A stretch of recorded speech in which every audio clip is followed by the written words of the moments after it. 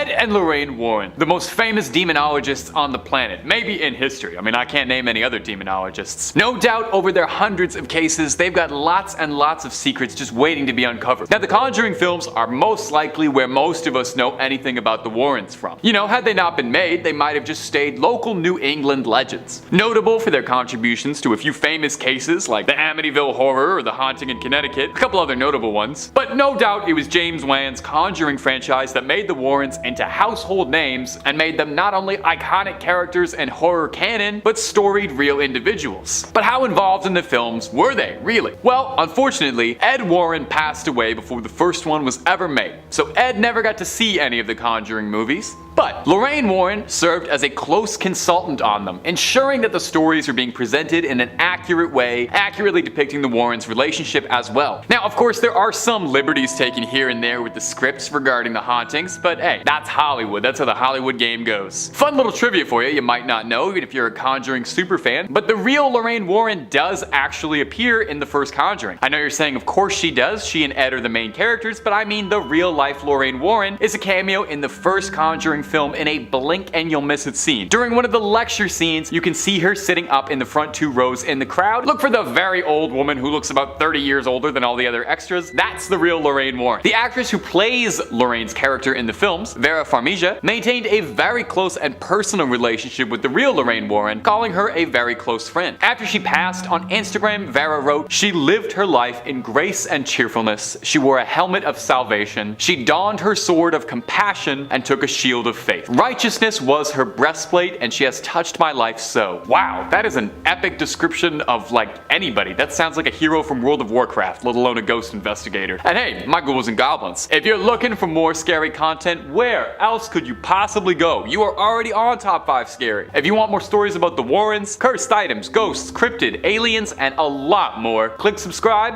and stay scared, okay? Number 4. So what was real and what wasn't? Now, like I just said, The Conjuring is no doubt the most famous story involving the Warrens. But let's take a little look at how accurate the movie was to the real-life case. In 1971, the Perron family moved their 5 daughters out to their new farmhouse property and claimed almost immediately after moving in that they began to notice paranormal and supernatural occurrences. The eldest daughter said, "Whoever the spirit was, she perceived herself to be the mistress of the house, and she resented the competition my mother posed for that position. Ookie spooky." So there was a jealous spirit who had some serious spectral beef with Miss Caroline Perron. According to the family, every morning the house would smell like dead bodies. Okay, I've lived in a few places like that. But what was really eerie is that Caroline Perron claims she saw a spirit in her bedroom. "I was in my bedroom about 5 o'clock in the morning when I had the first visit. I opened my eyes and I saw the most frightening thing I have ever seen in my life. It was a very tall woman. Her head was like a sack of cobwebs with little tendrils of hair hanging out." Oh, I'm sorry, editors, for whatever pictures you're gonna look up for that one. Sounds like they cleaned Bethesda up for the movie, to be honest. Fun fact, Bethesda also was not made up for the movie, because there was a real-life Bethesda Sherman buried nearby who lived next door to the infamous farmhouse. Now, whether or not she was a Satanist and a witch who sacrificed her child, that much we don't know. But there was really a real-life Bethesda Sherman who lived right next door to the cursed farmhouse. Now, probably one of the bigger differences between the film and the real-life case is that in the film, Ed Warren saves the day and heroically performs an exorcism. But in real life, Ed never performed exorcisms as he wasn't a priest and it would be crossing a line. The pair were devoutly religious and believed that those without religion were more likely to be attacked by demons. Now, in actuality in the Perron house, Roger Perron actually kicked out the Warrens, and he said that they were making his wife's health much, much worse. The Perron family stayed in the house for 10 more years, allegedly undergoing non-stop hauntings for a decade. But man, the rent must have been really good. Number 3, they wanted to be artists. You know, believe it or not, the pair of legendary demonologists had actually not always planned on investigating the occult and the unknown. Does anyone really? You can't really go to school for that. When the two had married, they both had believed that they were going to make a career out of being artists. Ed Warren had gone to art school at New Haven, and Ed Warren began a modest career trying to paint landscapes, but he was not finding much success. He felt that he lacked a subject that he believed really spoke to people one made a connection with people, and he was struggling over this. As beautiful as a Connecticut landscape is, it just was not landing with people and he wasn't selling enough. He had held a long-standing interest in the supernatural and paranormal after an incident as a young boy where he encountered a ghostly spirit in his own home. So he decided that for his future endeavors, he would make a collection of paintings of local haunted houses. He would read in the newspaper for stories of haunted houses, then drive up to them, paint the houses outside, and then offer the paintings to the homeowners in exchange for information and intel about the haunting. He and Lorraine actually sort of got their start as paranormal investigators this way. They spent 5 years on the road, traveling as a pair of nomadic haunted house painters turned investigators, in which is no doubt one of the most unique ways to begin a career. Initially, Lorraine was more of a skeptic than a true believer, believing that most of the people they met and spoke to were just people with overactive imaginations. Obviously, she changed her tune a little bit as they made a storied career out of this. After spending weeks that turned to months and years on the road, Lorraine said she felt the similarities between each case despite them all occurring in different states and communities, and saw a beauty in them exploring the world while Ed would be there covered in paint to explain the spirit world to their hosts. Number 2. They met real young. For a pair so closely connected to the spirit world, perhaps it was fate that would bring the two together as soulmates. Ed worked at the local movie theater in town and Lorraine would frequent it. One of her friends had told her there that there was an usher there that she thought Lorraine might take a fancy to. Lorraine wasn't much interested in boys at all, and it said that she was solely focused on her schoolwork and found most young men too rough around the edges. But when she bought a ticket, she recalled being charmed by the spiffy, energetic young usher, one Ed Warren. He had his hair coiffed and his pants creased, which in 1943 was the absolute fanciest a youngster could possibly look. Ever the gentleman. After the movie, Ed offered to walk all 3 girls home, but first offered to buy them all a Coke. Listen to that, he's like a regular Archie Andrews, this guy. He dropped a hearty 25 cents getting all 3 girls a soda, which again was the biggest display of wealth anyone in 1943 could possibly have shown off. He walked Lorraine's friends home, and when it was just him and Lorraine, she thought that it might look a bit salacious if he walked her home. She elected to walk herself home to the destination. Ed,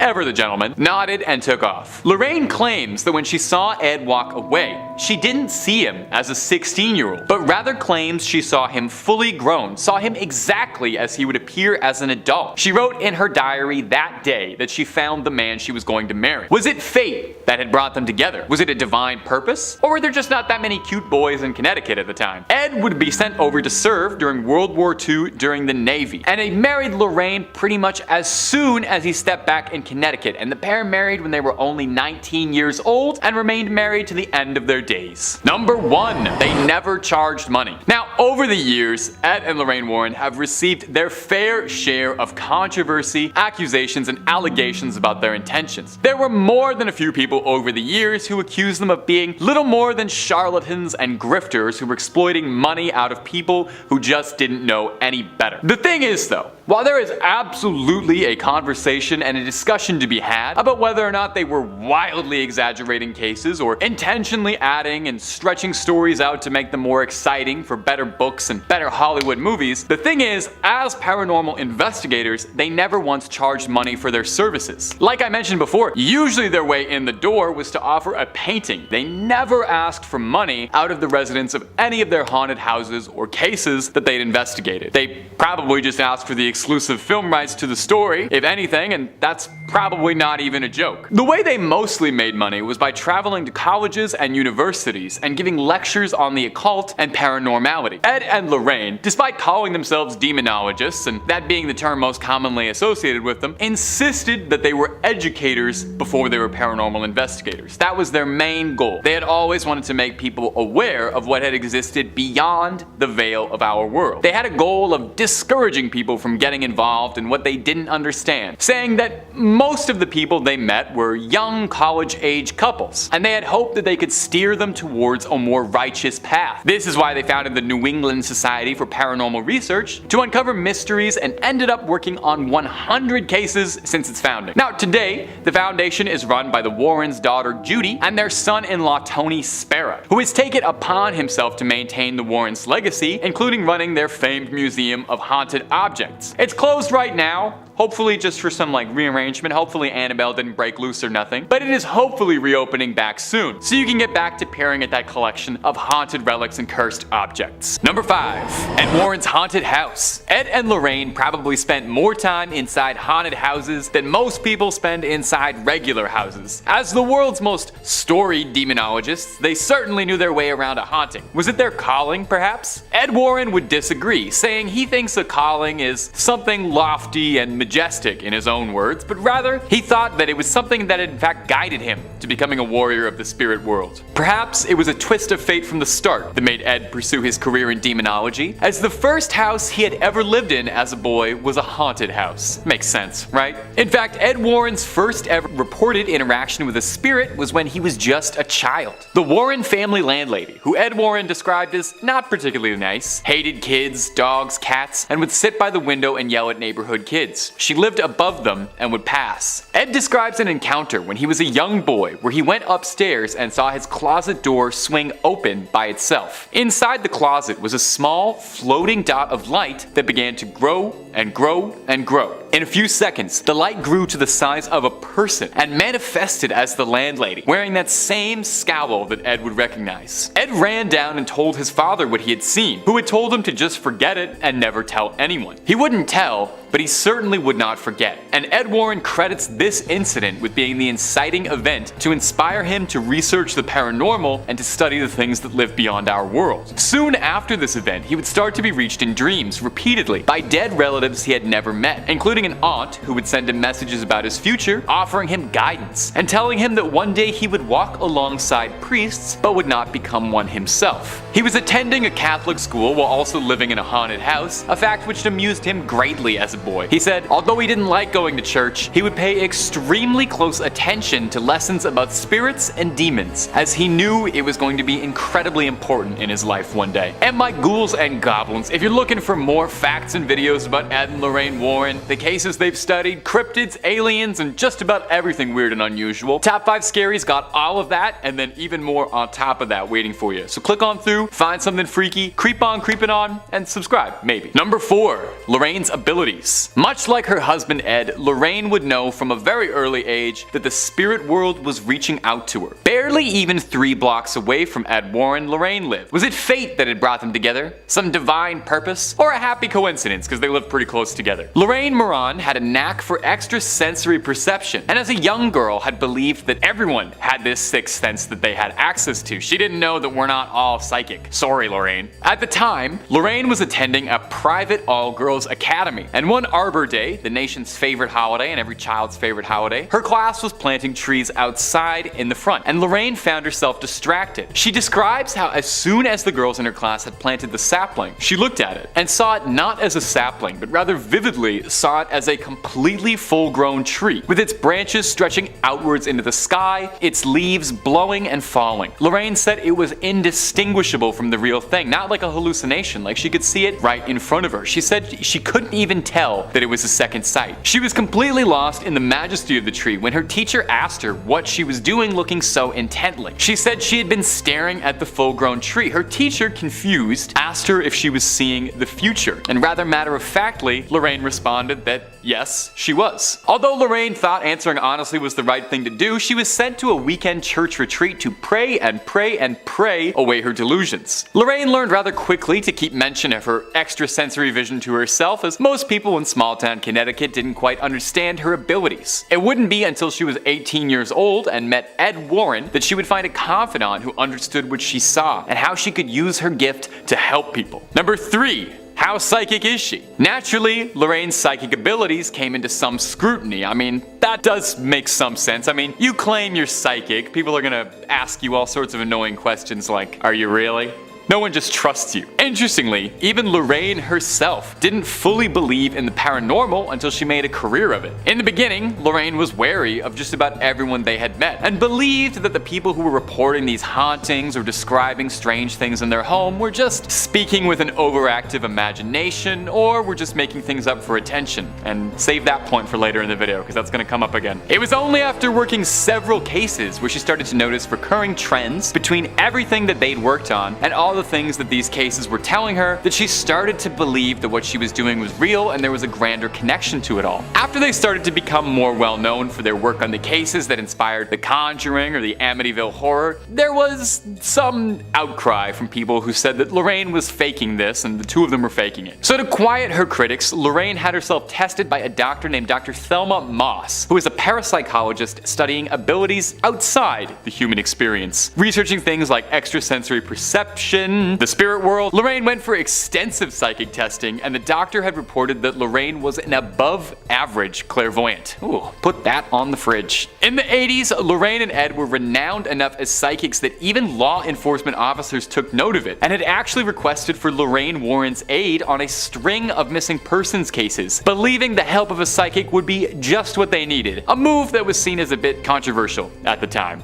Number 2. Their relatives carry on their legacy. Although Ed and Lorraine Warren themselves unfortunately are no longer with us, they worked hard to ensure to pass on their ideas, their teachings, to ensure that their legacy would outlast their mortal forms. And I mean, that's kind of if you believe they're really gone. I mean, these people worked with spirits their whole life. They've got to be out there somewhere, their spirits guiding, right? In 1952, Ed and Lorraine founded the New England Society for Psychic Research as a way of tracking and documenting their cases. As well, famously, just like shown in the movies, Ed and Lorraine kept a magnificent museum of all the cursed relics, horrible things, and demonic objects that they'd encountered over the years in their cases, including the infamous Annabelle amongst many, many others. She doesn't quite look like how she does in the movies though, she's a little more raggedy in real life. But with Ed and Lorraine no longer around to run the society, it was now left in the hands of their daughter Judy and their son-in-law Tony Spera, who has taken it upon himself to maintain the Warrens' legacy and is a demonologist and paranormal investigator of his own volition. He inherited their museum of cursed objects and he takes care of their most dangerous ones, maintaining the rituals necessary to keep them cleansed and pure. Now,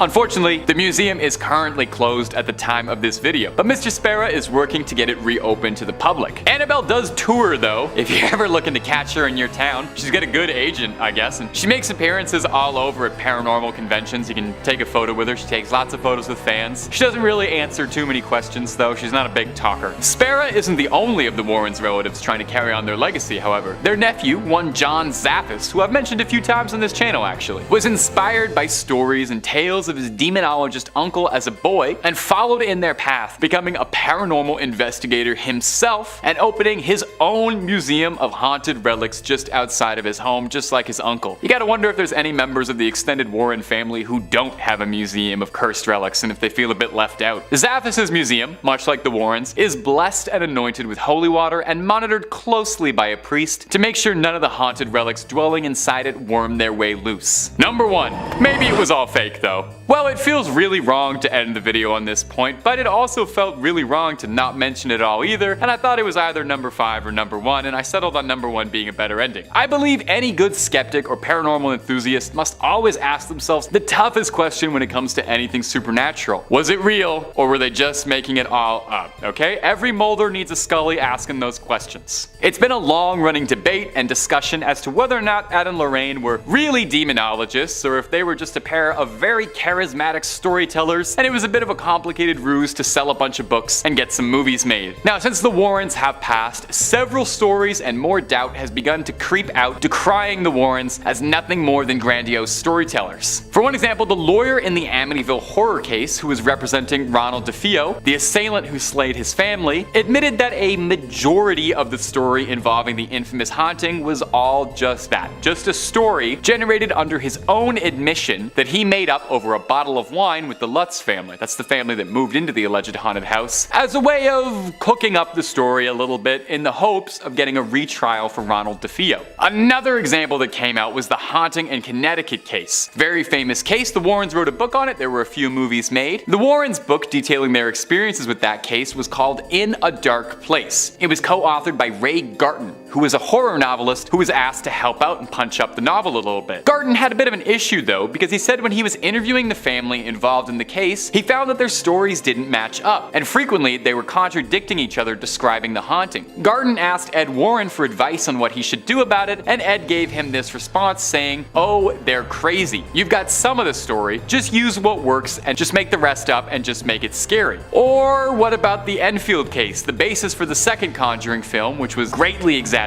as the Warrens only arrived for a single day, uninvited, and were then sent away by the family. Ed Warren told another investigator working the case that we could make some serious money off of this one. And seeing how much money the Conjuring franchise has made, well, it seems like you don't need to be a psychic to see that maybe the truth was getting in the way of a good story just a little bit. Real or not, you cannot deny that the Warrens have a lasting legacy, an entertaining one, and are fascinating to read about. And no doubt we'll be discussing them on this channel and in the world larger for years and years to come. In 5th place, their origins in the profession. Honestly, before today, I never really dug too much into the personal lives of Ed and Lorraine Warren, preferring to focus my interest on their professional work, and only really knowing about their daughter Judy from the rare time they mentioned her in one of their books, and her husband because of all the rare footage he's publicized since Ed and Lorraine's death. Outside of the Hollywood romanticizing, which I promise I'll touch on eventually, how did Ed and Lorraine actually fall into this line of work? So Lorraine was 9 when she first saw auras. She thought everyone saw them, but found out quickly otherwise when she brought it up at her Catholic school, when she compared the lights surrounding the Mother Superior and Sister Joseph,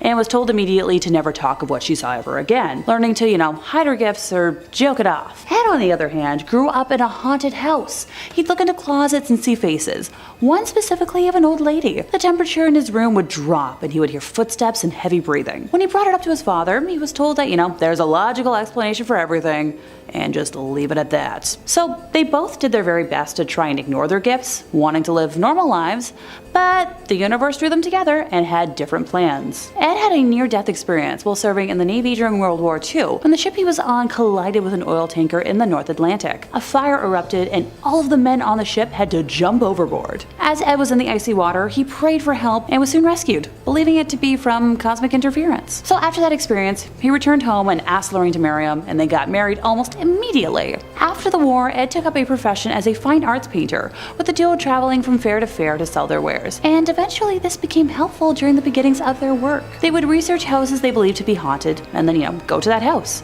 After Ed would paint the domicile, he would hand the painting to Lorraine, who would knock on the door and offer the homeowners the painting as, their ticket into the house. Once she struck up a conversation with the homeowner, they would learn more about the property and hauntings, if there were hauntings, that is. At one house, which already had, some local notoriety as a supernatural hotspot, Lorraine went into spontaneous trance and claimed that this is where she learned not to fear death.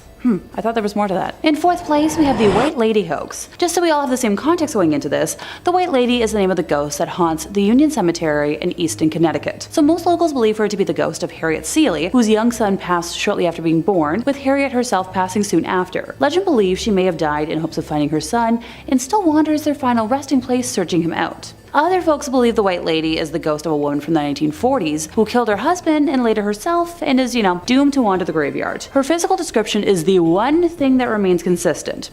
She is a young woman wearing a white dress with dark hair. So me if I was wearing white, which will never happen here. I promise you that. It seems as if she enjoys scaring the daylights out of the living, which, once again, my kind of gal. Many who have witnessed her believe that they have almost hit her with their vehicle, only to find no trace of her once they pull over. Others claim they have often seen her hovering slightly above the ground around the cemetery, going back and forth amongst different gravestones. Now, Ed Warren was obsessed with her and has gone on record as being, determined to capture footage of her on film. Once he was able to do so, he kept the tape for himself. Yeah, he hoarded that tape like it held the secrets to the universe, or, like he was the US government with all the proof they have of alien life. He allowed a select few people to view it while, it was being held in his personal archives, and none were ever allowed to further analyze it on their own time. I'm raising an eyebrow right now in suspicion. And once again, if I had a red flag, I'd be waving it right here. So since the passing of both Ed and Lorraine, their son-in-law, Tony Spera, has released the footage in its entirety to YouTube. The tape shows an apparent white human figure moving behind some tombstones. Similar to videos of UFOs, Bigfoot and the Loch Ness Monster, the figure figure is at that perfect distance and resolution so a shape can be seen, but we don't have any details that could lead to a definitive identification. A woman named Judith Penny, who I will discuss in more detail later, has said she helped Ed maintain his reputation as a ghost hunter. So what does that mean? So when he claimed to have captured the white lady on tape in the summer of 1990 after camping out in the graveyard for a week, allegedly, Judith was the mystical being spotted on tape, masking herself with a white sheet. In third place, we have Catholicism as an undercurrent.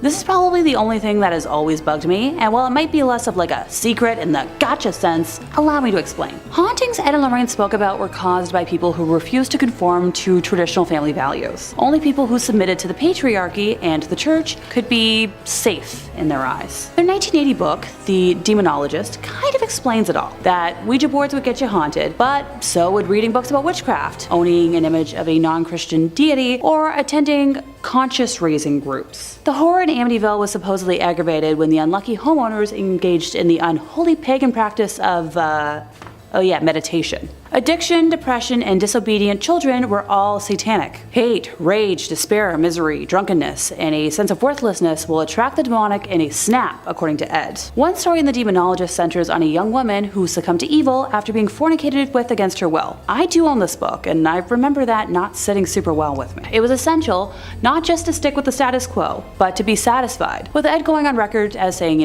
that a happy home is one's best defense, and even the most powerful exorcism will be effective only if you keep up an emotional atmosphere that does not attract such entities. And while I do believe this to an extent, not so far as Ed does. That atmosphere would involve going to church, by the way, saying that once a week was a good start. Yeah, I don't go to church. When you really think about it, the Warrens' entire basis of work kind of relied on victim blaming, evil that could, only happen to people who were already evil themselves. So personally, I don't agree with this whatsoever. Bad things do happen to good people, and not just because they don't follow Catholicism doesn't make someone evil. If you don't see what I'm seeing, allow another quote from Ed to help clarify things.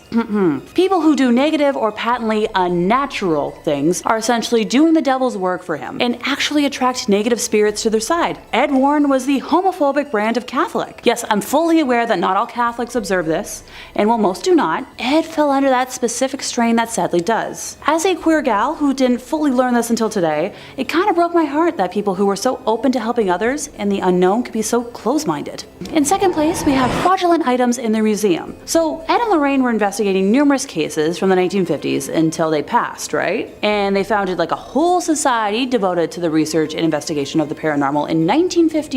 Not to forget their entire museum attached to their home dedicated to objects from their cases. So, explain to me how their website only has 10 public case files, and why so much from the museum looks like leftovers from a spirit Halloween. Doesn't anyone else find it pretty suspicious that we only get details from their really big news cases, while artifacts from other lesser cases are barely a footnote and have no story or witnesses attached? So in one corner of the Warrens Occult Museum is the skin of a tiger that is said to have killed 33 people in India while possessed by a demonic spirit. But yet, when I try to research this were-tiger, I find no account of any reportings in history about such a case, outside of, their quotes, or any offers from Ed and Lorraine to go into detail about any events leading to how it came into their possession. Seriously, take a look at some of this stuff. Given what I know about modern day Satanism, that idol looks like a papier-mâché alien mock-up. Hell, most folks who practice Satanism don't actually pray to any sort of idol, or to the devil himself. But sure, for a moment I'll pretend like that's real and move on to the, black magic skull, which just looks like a cheap haunted house prop for a glow-in-the-dark room. Ditto for the,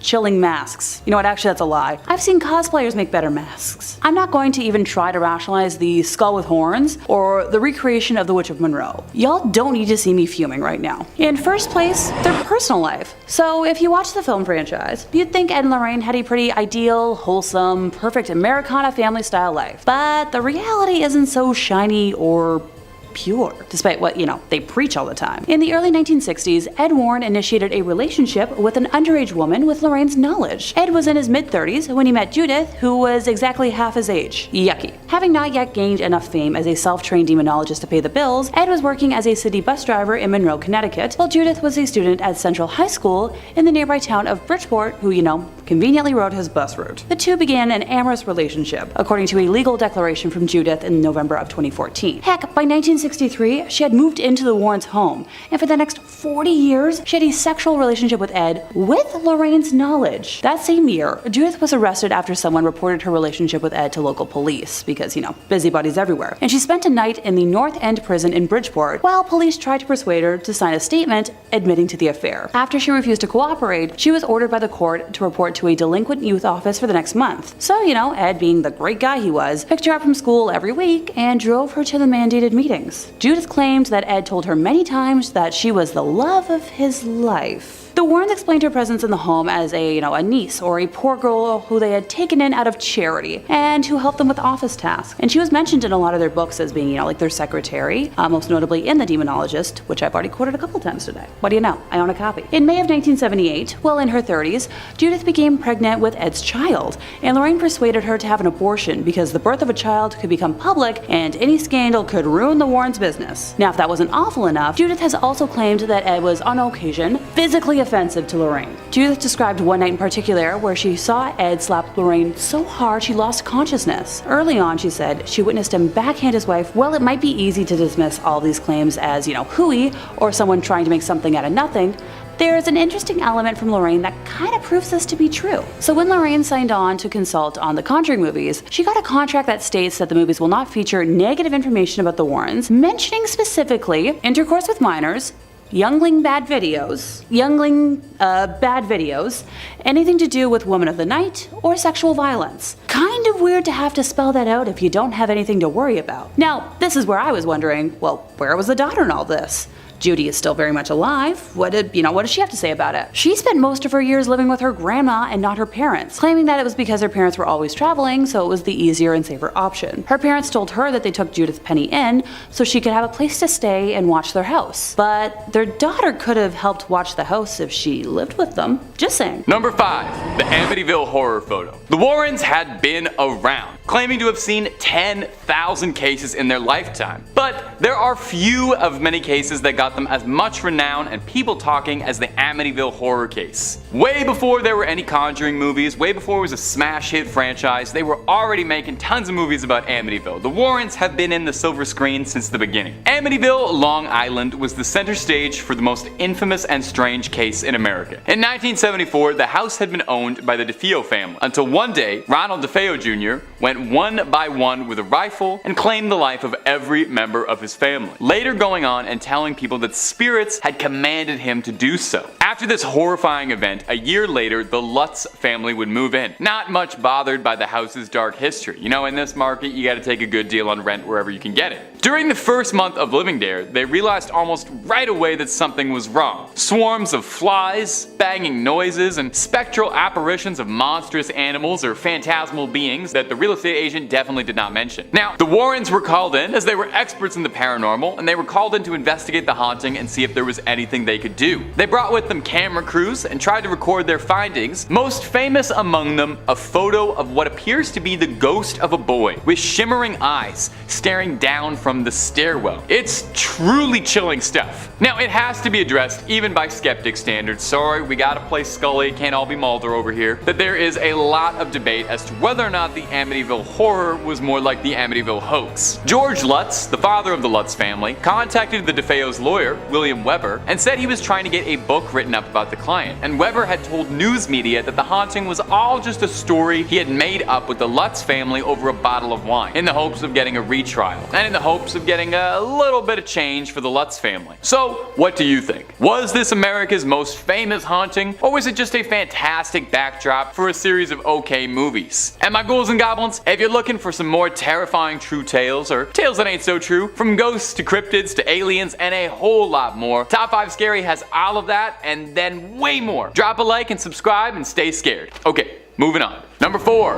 Enfield. Another very discussed case from Ed and Lorraine Warren's case files is the infamous Enfield poltergeist haunting. It served as the backdrop for the second Conjuring film, although the second Conjuring took a bit more liberties than the other films. There was no Crooked Man or Valak in the original haunting story, but it's still pretty interesting to listen to nonetheless. It captivated audiences worldwide after photos surfaced showing what looked to be the young Hodgsons being possessed and thrown about the room levitating. It was 6 years after the Warrens had investigated the Perrin family haunting, all the way in Enfield, England. The Hodgson family had been living peacefully there, helmed by the single mother Peggy Hodgson and her 4 children. It was the summer of 1977 when the youngest members of the Hodgson family seemed to be being targeted by spirits. They saw the dresser of their bedroom sliding across the room as if a powerful invisible force was pushing it all around. They would hear constant knocking from all over. Now the family called the police because they were worried that there had been a burglary, and when the officers arrived, they claimed that they arrived to a home where the furniture was free floating throughout the air. Pretty wild stuff. Now over the course of a year, psychics, investigators, amateur, and all kinds of paranormal enthusiasts came to the Enfield house in the hopes that they would be able to figure out the haunting and crack the case. Of course, it goes without saying that if this many paranormal enthusiasts were all congregating in one place, Ed and Lorraine Warren were definitely there. They were certain they had their hands on a classic poltergeist scenario. Now, like I said, between the film and the true story, they differ pretty greatly in this example. Really, the Warrens were not terribly involved with the Enfield haunting that much at all. In fact, they were barely there for a few days even. Most of the investigators that had arrived to the Enfield property had kind of suspected that it might have been a hoax, or that things had been largely exaggerated or misunderstood and stretched by people involved. But the Warrens believed that they had a good, firm case on their hands. Now, unfortunately, we can't ask them, so we can only speculate. Was that because there was a real spirit, a real haunting, or is it just because they had the foresight and they knew that this was going to make a great script for an entry in a movie franchise someday? In 1979, 2 years after the first reportings, the Enfield haunting mysteriously stopped. No more sightings, no more reports. Was it ever really there?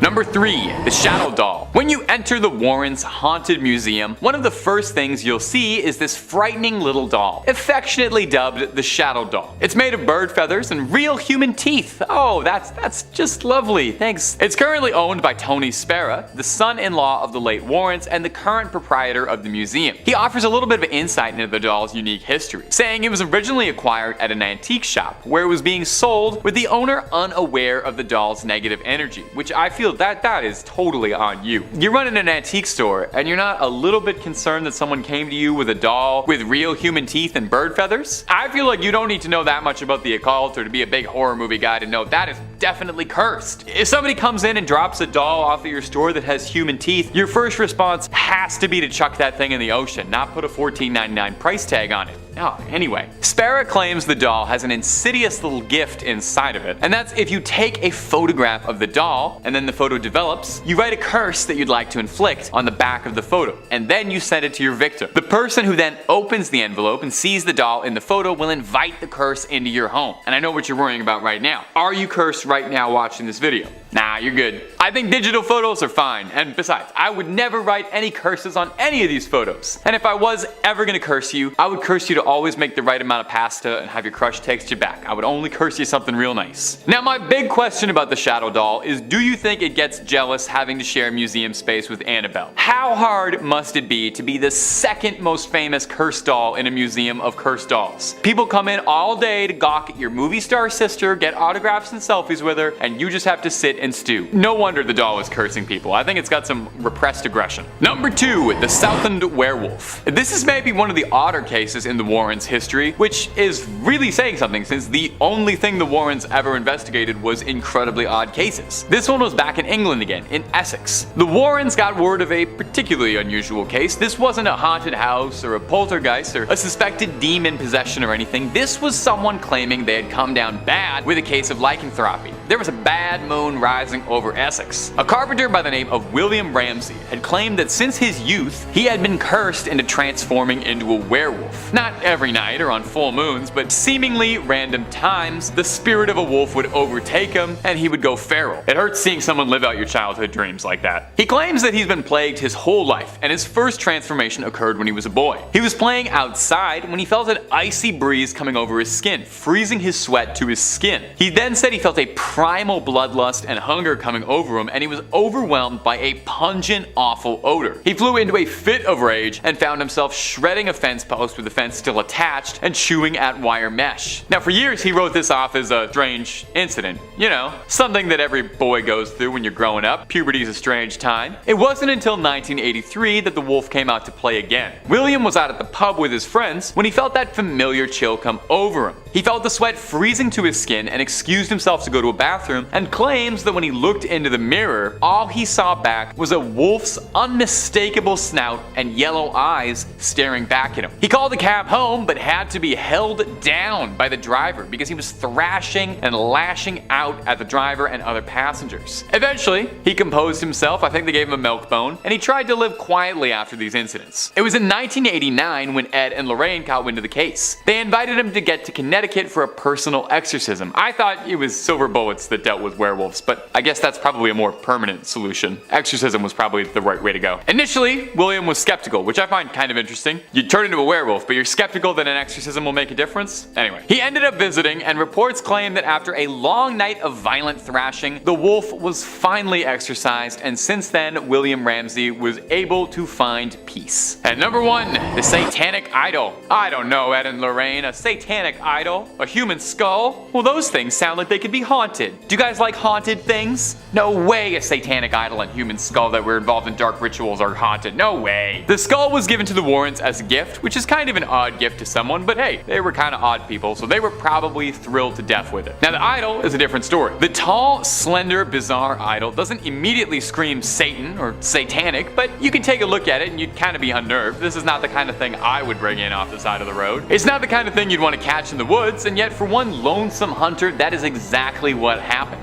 Apparently, the idol and the skull with it were taken from the woods nearby to the Warren estate by a local hunter who'd found them. The hunter claims he was approached by a man in mysterious black garb who ushered him away. Now, obviously, he was a little shaken and stirred by such a bizarre experience, so he went to the only people he thought he'd be able to trust with something like this, the Warrens, and took the idol to them for safekeeping. After he brought it to them, Lorraine fell deeply ill with no one able to diagnose what was happening to her. Ed believed that his family was being targeted for welcoming the idol into their home. You'd think that a demonologist would have seen that one coming, but hey, we all make mistakes. Lorraine recovered, and although no details emerged on how she did or what they did to purify and cleanse the idol, we can assume most likely it was probably blessed, exorcised, and doused in holy water of some kind, otherwise it wouldn't be fit to sit amongst their other treasures. It now rests inside the museum, alongside all of their other haunted relics. It's evil waiting inside, as it waits patiently for a Hollywood executive to come to it, and it's open to offers for a 3-picture deal with spin-offs included. Number 5, their relationship. Now, the movies portray Ed and Lorraine Warren as a perfect couple, a pair of demonologist ghost hunters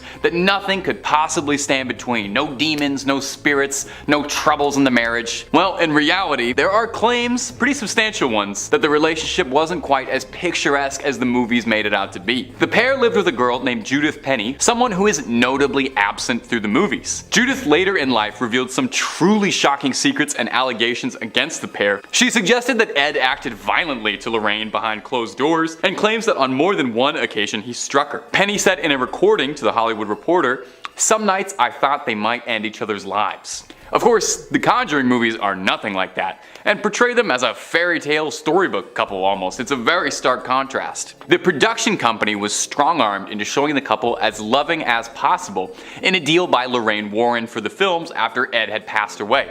A producer for the Conjuring films, Tony DeRosa Grund, spoke out against Ed Warren in an email to top Warner Brothers executives, referring to him as a violent husband and a criminal. He said, "Lorraine enabled, she knowingly allowed an illegal relationship to continue for 40 years. They lied to the public." Now, we've got lots of videos on Ed and Lorraine Warren, whether you're a fan or a hater. We've got lots on the topic. But if that's not your jam, we've got cryptids, conspiracies, true crime, fake crime, aliens, pretty much anything scary under the sun. Top 5 Scary's got a video for. So click on through, find something to scream at, and subscribe, but Do that when the credits roll, okay? We worked hard on this video. Number 4. Judith Penny. Perhaps the most serious claim regarding the pair had nothing to do with ghosts or spirits, but it was the nature of the relationship with Judith Penny and Ed Warren. In 2017, evidence surfaced from Judith herself to suggest that the movies left out one of the biggest details of their lives, that Ed Warren was involved in an extramarital relationship with an underage girl. Judith has sworn that she spent 4 decades living in the Warrens' house as Ed's lover, but that the relationship began when she was 15.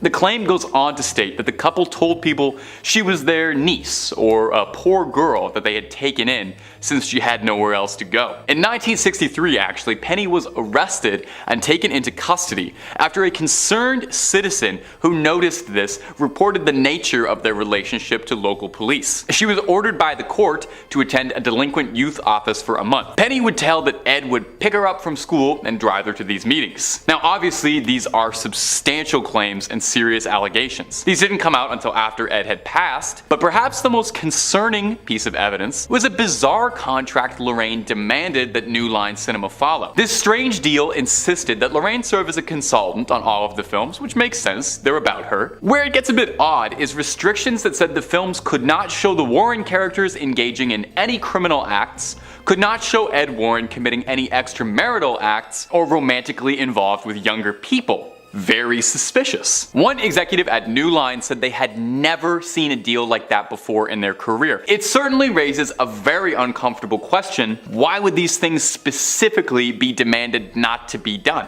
Number 3. The Skeptical Society. I think a little healthy skepticism is good for all of us, even on a paranormal channel. I watch paranormal stuff every single day of my life, but I like to approach it from a skeptical angle. What can I say? I'm more of a Scully than I am a Mulder. The New England Society for Paranormal Research isn't the only group in New England that was involved with the Warrens. Enter the New England Skeptical Society, existing as a bit of a rival to the Warrens. The Skeptical Society existed to uphold the tenets of science and reason versus paranormal speculation. The founder, one Stephen Novello, was a prominent neurologist and professor at Yale School of Medicine, and he did not think particularly highly of the Warrens. He was quoted saying, "You meet them and oh my god, you realize the guy had no idea what he was doing, didn't know the first thing about anything relevant to paranormal investigation or ghost phenomena." He was adamantly not a fan of the Warrens at all, even going so far as to decry their museum of the occult and cursed objects, referring to it as little more than off-the-shelf Halloween junk, dolls, and toys. Now, the Warrens refused to allow the Skeptical Society to shadow them on a case or investigation numerous times, apparently, with various excuses each time. When sufficiently questioned about it, Ed Warren responded, "You can't have scientific evidence for a spiritual phenomenon."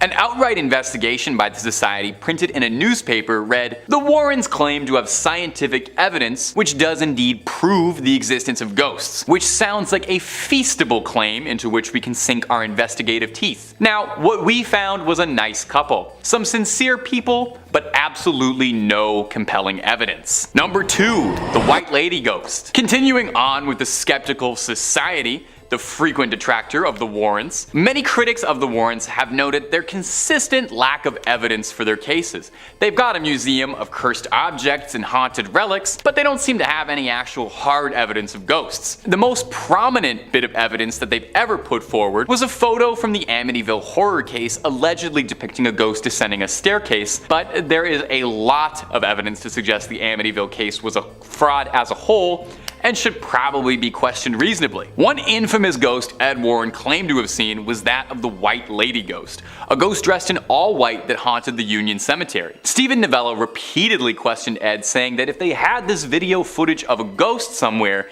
that it doesn't make sense why you wouldn't release that footage publicly to silence any critics or doubters. Eventually, Stephen was invited to the Warrens' home to watch the tape and was sufficiently unimpressed. Why don't you take a little listen to his review after watching the clip. The piece de resistance of the museum is Ed's video of the White Lady of Union Cemetery in Easton, Connecticut. We've only been allowed to view this tape in the Warrens' home because Ed refused to give it to us to analyze, a common theme in our investigations. The tape shows a white human figure moving behind some tombstones. Like videos of UFOs, Bigfoot, and the Loch Ness Monster, the figure is at the perfect distance and resolution so that a provocative shape can be seen, but no details which would aid identification. Ed Warren has not not investigated this video with any rigor and refuses to allow others to do so. Despite Ed's insistence that he was engaged in research, he continued to jealously hoard his evidence rather than allow it to be analyzed. Now, detractors like Novella have suggested that the footage in question has been faked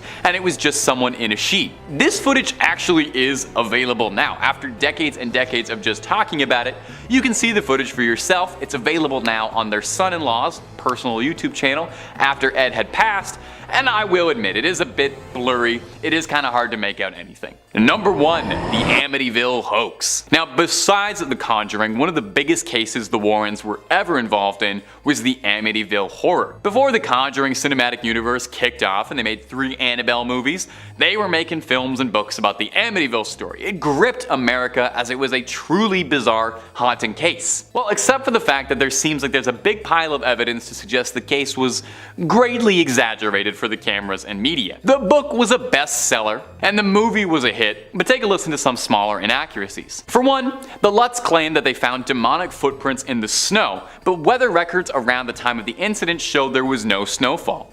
The book and the film also both refer to police being called to the house, but no records show that police were ever contacted during this time. Perhaps most incriminating is William Weber, who is the attorney for Ronald DeFeo, has claimed multiple times that the entire story was all a hoax collaboratively created between the Lutz family, novelist Jay Anson, and the Warrens. This wouldn't even be the first time it seemed like the Warrens were more interested in a good story than the truth. The Haunting in Connecticut story was written into a non-fiction novel by Ray Garton, a horror novelist who was commissioned by the Warrens to tell the story. He claims that he found the experience very frustrating as an author because while he was trying to report on the story, the Snedeker family involved in the case could not keep their details straight and were providing several conflicting stories. He pressed Ed Warren on it, and Ed told him, "They're crazy. All the people who come to us are crazy, that's why they come to us. Just use what you can and make the rest up. You write scary books, right? Well, just make it up and make it scary." Number 5 on this list is the relationship. As we'll look at a bit later in this video, Ed and Lorraine's relationship might not have been all it was cracked up to be. The couple that inspired The Conjuring have often been talked about as being one of the greatest married couples ever. In the movie The Conjuring, the pair very clearly have each other's back, and it's clear that there's a deep foundation of love between them. Or at least that's how the movie likes to show it. Real life may have been a lot different. Judith Penny was someone who would have had access to the Warrens' relationship and would have been able to see it behind closed doors. We'll get into why that is the case later and explain who Judith Penny is, but for now, just take my word for it. Apparently, she has come out and said that the Warrens' beautifully loving relationship that we saw on screen is all a bunch of baloney. In truth, Ed was extremely violent and toxic to Lorraine. This toxicity would manifest itself in many different forms. Oftentimes it would come out in harsh, verbal abuse that felt as if it was coming right from thin air, totally unprovoked by Lorraine. However, occasionally this would manifest into physical abuse. Judith has come out and said that one particularly bad evening she saw Ed backhand Lorraine across the face with all his might,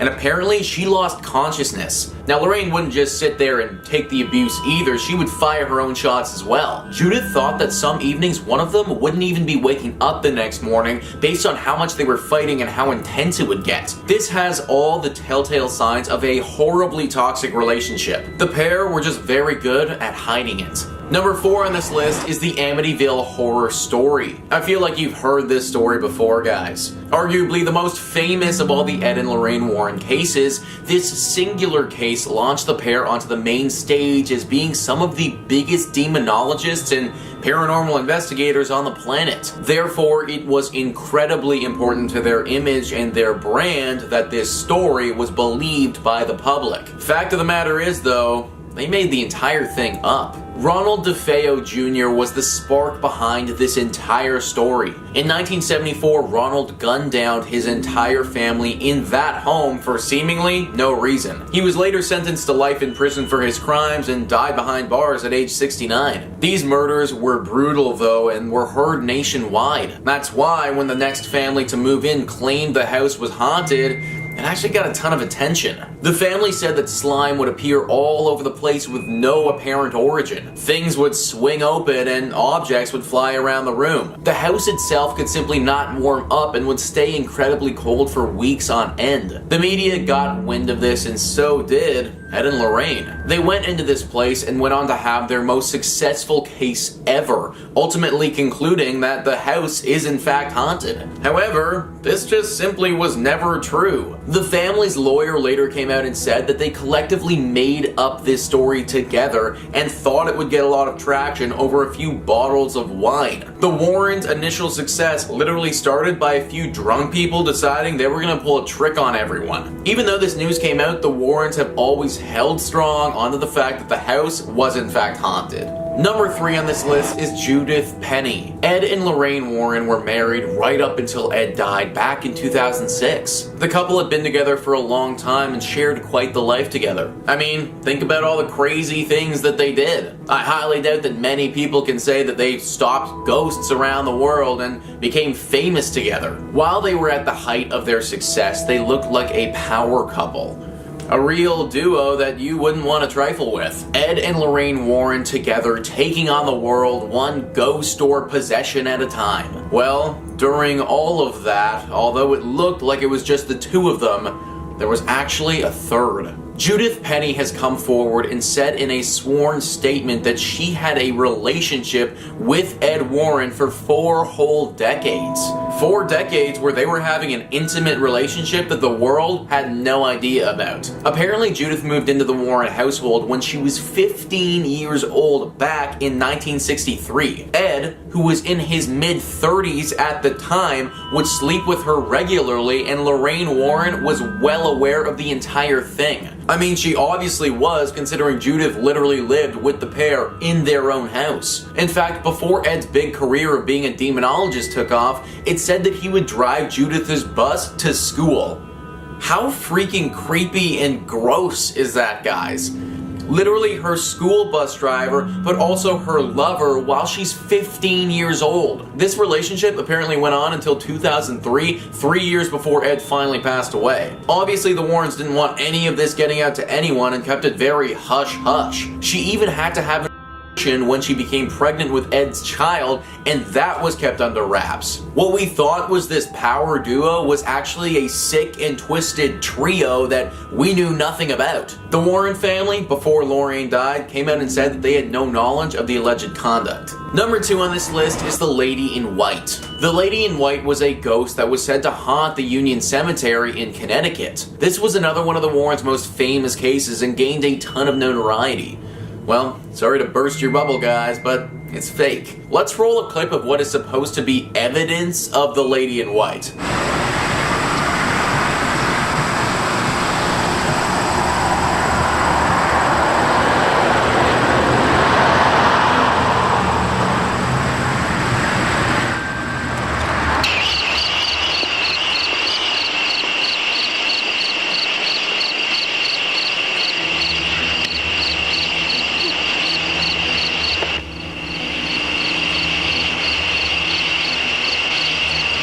So first off, where the hell is the ghost there, and how on earth did this qualify as proof? Like, frankly, I hardly see anything at all, but even if I did, guess who's behind it?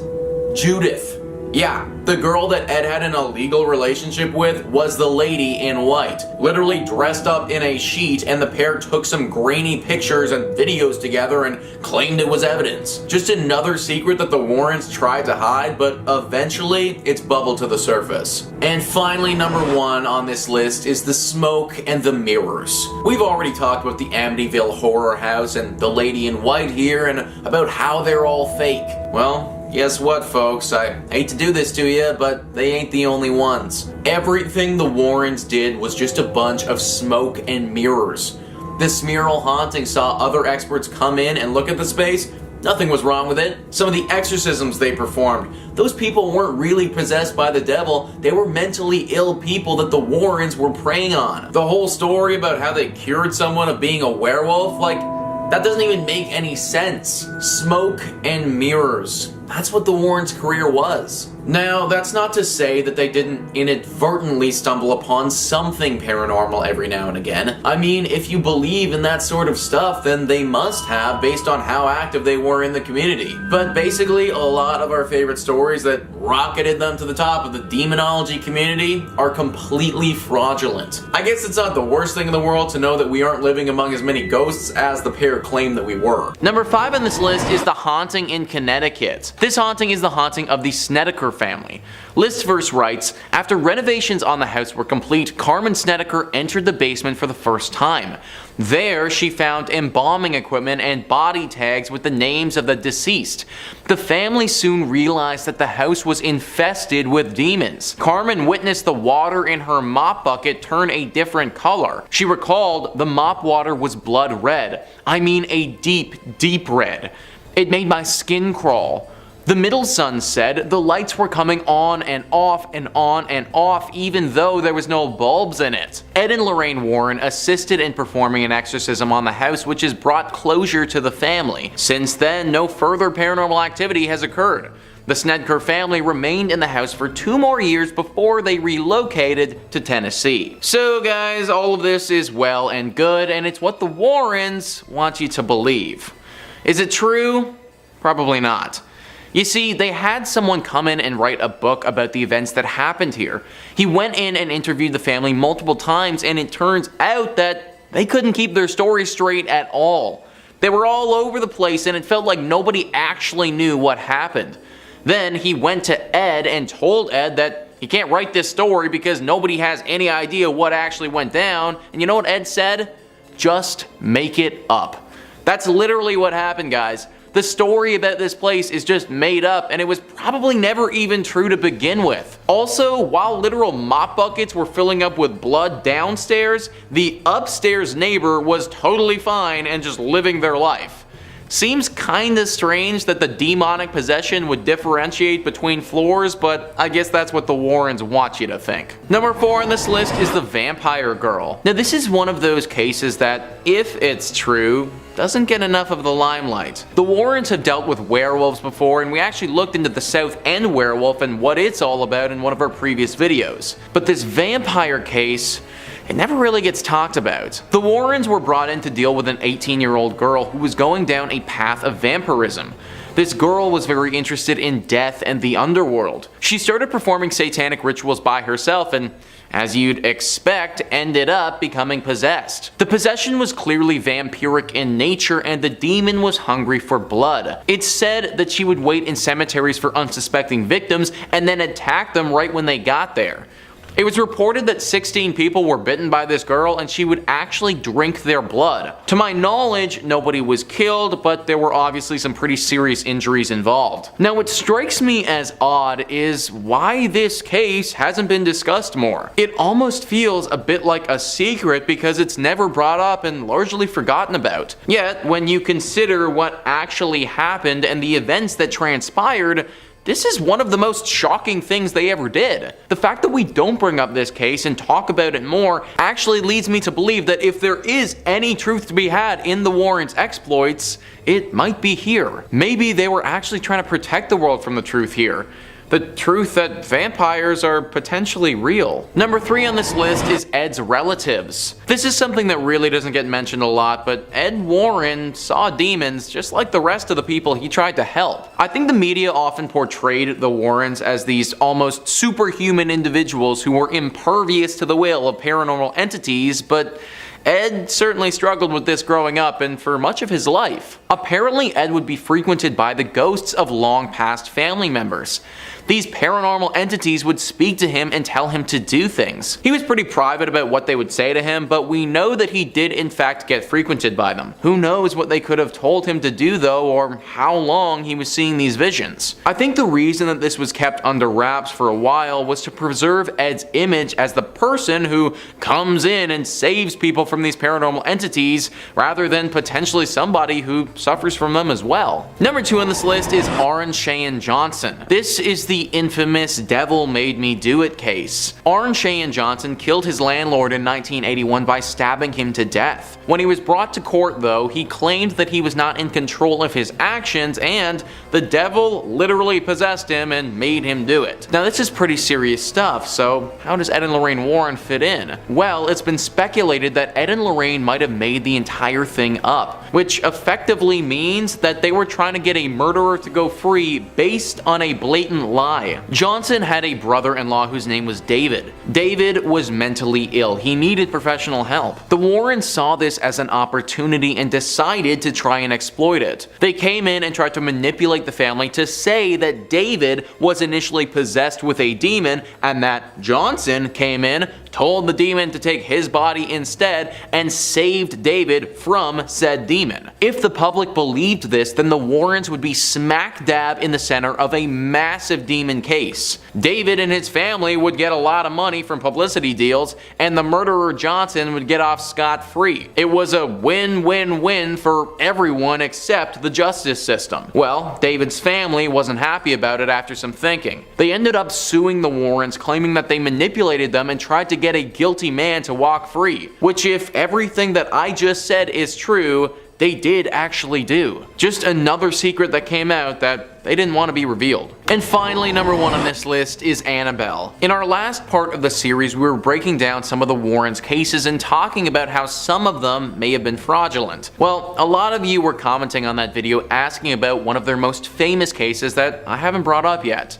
Annabelle. The Annabelle doll is one of the most widely known cases that the Warrens participated in and would probably be on most people's lists when it comes to the creepiest dolls to ever exist. This doll even inspired the creation of a horror franchise of the same name that's had 3 separate installments in it. Pretty good notoriety for an inanimate object. Or maybe inanimate is the wrong word when talking about Annabelle. The legend began back in the 1970s when a young nurse named Donna received the doll as a gift from her mother. The doll took up residence on her sofa and at first was a nice and calming little plush toy that had nothing demonic about it at all. Soon things started getting a little bit weird though. Donna would go to work and find things out of place or doors open that weren't that way when she left. Then her and her roommate started finding notes around the apartment. Tiny little scribbled notes on parchment paper that would read, "Help me." Finally, it all came bubbling up when Lou, Donna's boyfriend, was in her apartment one afternoon by himself. The most common version of the story says that he was napping and then woke up to the doll literally trying to kill him, strangling him until he finally had enough strength to throw it off of him. Apparently he even had several scratch marks on him for a few days, but then they went away after that. This is when Ed and Lorraine entered into the mix. They took the story and absolutely ran with it. Apparently as they were taking this doll, which they had determined was possessed,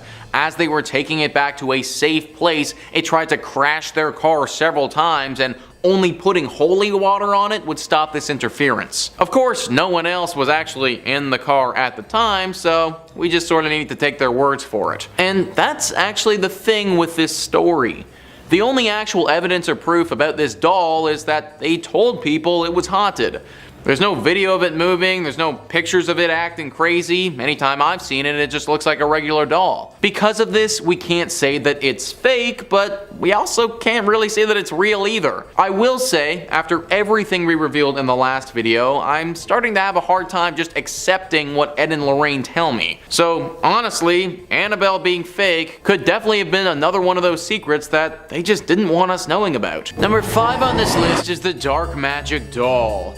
Yep, anything called the Dark Magic Doll is probably something I don't want to know about. That's most likely why Ed and Lorraine locked this thing up in their museum, because it's really not something that should be out in the public world for anyone to have. We've all heard about voodoo dolls before and the potential powers that they can have. Dolls that are made through some sort of dark ritual with the power to then affect people on a real life basis. Usually these dolls are made with a singular person in mind, and the doll that's created can only ever affect that one person. The same principle applies to this magic doll. However, the thing with this one is that from my understanding, you don't need to make it with only one person in mind. Simply using the doll while picturing an individual should create the same effect as a voodoo doll. It's said to use this thing, you need to hang it from its neck, and then the person that you have in mind is gonna get sick and eventually die. Now, I'm not sure if you can use this doll more than once, or if it's just a one-off, but it's probably a good thing that the public doesn't know such information. Think about how dangerous this doll actually is, especially if it got into the hands of the wrong person. Somebody who wanted to inflict harm onto someone else could easily do so from the comfort of their own home and nobody would be the wiser. To make this doll requires some pretty dark rituals and some sinister magic, but the Warrens were pretty secretive about the exact process of constructing this thing, and again, probably for the best. Having information like that out in the open on how to make such a deadly and dangerous doll just isn't safe for anybody. Right now, the only known doll is currently locked up in the Ed and Lorraine Warren Museum. Hopefully it stays there and we don't ever see any more of these creepy things popping up in the world again. Number 4 on this list is the Smyrl haunting. So we've all heard about Amityville and we've heard about the Enfield poltergeist, but one haunting that didn't get talked about nearly as much was the Smyrl haunting. Maybe it's because it was just a little bit too scary and the Warrens didn't want to release such information to the public.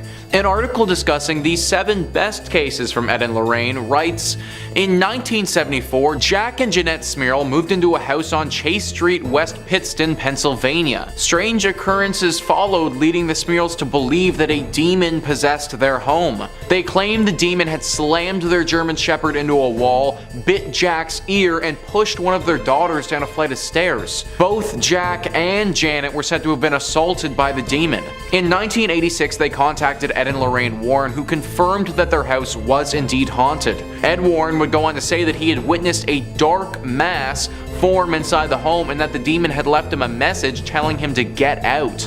Now, one thing that I think gets glossed over a little bit in this article is the time that these people moved into their home compared to the time that Ed and Lorraine actually showed up. 1974 is when they entered this house, and Ed and Lorraine didn't get there until 1986.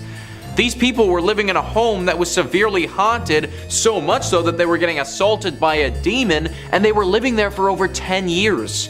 I think we think about haunting sometimes as being like a week-long scary event or something like that, but this was literally over a decade of living in absolute fear. Why this family didn't move is beyond me, but maybe they were scared this creature would just keep following them wherever they go. I think this is why this one doesn't get talked about as much.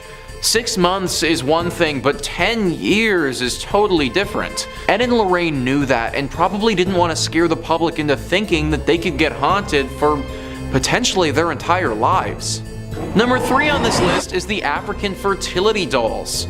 Tony Spera goes into detail about these dolls on the official Ed and Lorraine YouTube channel, and the story is pretty creepy. Apparently these dolls, which are now in their possession, were originally from Africa. They were made by an African witch doctor, but were then stolen from him and brought back to America. They were sent to a police officer who was in on the theft and thought that he could get some serious value for some authentic African fertility dolls. What he didn't expect was for these dolls to take his life. After he acquired these dolls, he soon became paralyzed from the neck down and, after some time, succumbed to this disease and died. These dolls are cursed, and after stealing them from their respective owner, took the life of those who were responsible. Now they're in the museum, and Tony warns us on the YouTube channel about ever touching them, for a similar fate could happen to us. It's stuff like this that really flew under the radar during Ed and Lorraine Warren's time. But the fact that these dolls exist, and there are probably many more of them in the world, is truly very terrifying. Number 2 on this list is the South End werewolf. Born and bred in the Essex seaside town of Southend, the first inkling of trouble came when William Ramsey was just 9 years old. Like any normal child, he was outside in his back garden when he began to feel strange. It was deep into one Saturday afternoon in 1952 when an icy blast of frigid cold swept over him. Perspiration froze on his skin and a foul stench came close to making him vomit. The bewildered youngster only had 2 things on his mind: running away to a life on the ocean wave and wolves. By this time he was close to the garden fence, and only the calls of his mother brought him out of whatever had gripped him. However, something else took complete control of him instead. Intense and pure rage had installed itself firmly within his psyche. Using this and the adrenaline-fueled strength he now possessed, he had uprooted a fence post with the fence still attached to it and was swinging it like a club. Not even his parents could easily remove the post with their bare hands. That was a passage written by Les Hewitt talking about the beginning of the South End werewolf case. This incident was the beginning of a long road for Bill. For 15 years though, he didn't have another episode until he started having dreams. Dreams that his wife would look at him and run off in fear after seeing him. These eventually ceased, but then 15 more years later at a party, it all came out. Apparently on the drive back home from this party, Bill lost it. He turned into a complete animal and the wolf came out.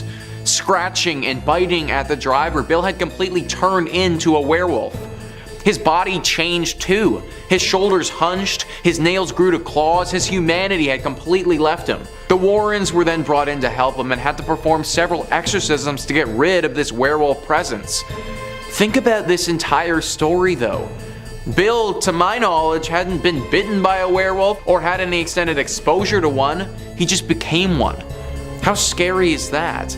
At any given point, I could just slowly start to develop werewolf-like characteristics and turn into a rabid super beast. I think that's why this case didn't get as much media coverage as some of the other ones. Just the fact that something like this could happen, and I mean, that could really scare the public. And finally, number 1 on this list is the Shadow Doll. So we already talked about some other dolls, but this takes it to a whole nother level. You know the horror movie franchise Chucky? Where the doll is possessed with a serial killer and it's out to get people, like that whole bit? Well, this doll makes Chucky look like the sort of thing you invite to your kid's birthday party. Yeah, it's pretty freaking bad. The Shadow Doll, for one, looks absolutely terrifying. It looks like this woman with a white face totally covered in black robes with chains and spikes sticking out of her. It's apparently made of bones and even has a human tooth in it. Now, even though this doll doesn't operate like Chucky and move around in the real world, it does something even more terrifying. Anytime you go to sleep, you aren't safe if the Shadow Doll has you in its sights. It's said that this grotesque-looking creature will come to you while you're sleeping in your dreams and terrorize you. It isn't said to be a quick kill either, like this thing's pretty sadistic in how it haunts you. It will keep coming back over and over and over again until finally it terrorizes you to a point where your heart literally stops out of fear and you never wake up. Think about how horrible that would be. To be absolutely terrified of going to sleep because you know that the second you close your eyes, this shadow doll could be upon you and it might be your last night ever. Similar to the other dolls that we talked about, this thing is locked up in the museum, but I personally don't think that's enough. I know that the Warrens like to show this stuff off, but honestly, screw it. This thing is far too dangerous, burn it with some fire, and let's be done with it.